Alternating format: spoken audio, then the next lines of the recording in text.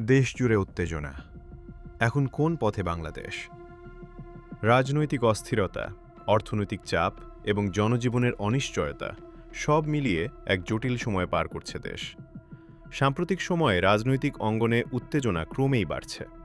বিভিন্ন রাজনৈতিক দলের কর্মসূচি, সমাবেশ এবং পাল্টাপাল্টি বক্তব্যে তৈরি হয়েছে উত্তপ্ত পরিবেশ। রাজধানীসহ বিভিন্ন জেলায় নিরাপত্তা জোরদার করা হয়েছে। বিশ্লেষকরা বলছেন, সংলাপ ও সমঝোতার মাধ্যমেই স্থিতিশীলতা ফিরিয়ে আনা সম্ভব।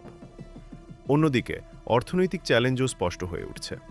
নিত্য প্রয়োজনীয় পণ্যের দাম বৃদ্ধি, জ্বালানি খাতে চাপ এবং বৈদেশিক মুদ্রার রিজার্ভ নিয়ে আলোচনা চলছে সর্বত্র।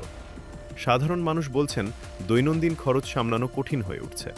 তবে অর্থনীতিবিদদের মতে, সঠিক নীতি ও কার্যকর পদক্ষেপ নিলে পরিস্থিতি নিয়ন্ত্রণে আনা সম্ভব। এই পরিস্থিতিতে সবচেয়ে বেশি প্রভাব পড়ছে সাধারণ মানুষের জীবনে। শিক্ষার্থী, চাকরিজীবী ও ব্যবসায়ীরা অনিশ্চয়তার মধ্যে দিন কাটাচ্ছেন। তবুও আশার কথা, বাংলাদেশ অতীতেও সংকট মোকাবিলা করে এগিয়ে গেছে। ইতিহাস বলছে, চ্যালেঞ্জের মধ্য দিয়েই এসেছে নতুন সম্ভাবনা। এখন প্রশ্ন, সংকট কি আরও গভীর হবে নাকি নতুন এক অধ্যায়ের সূচনা হবে? সময়ই দেবে তার উত্তর। আপডেট ও নির্ভরযোগ্য সংবাদ পেতে সঙ্গে থাকুন Novora news. Your world, our voice.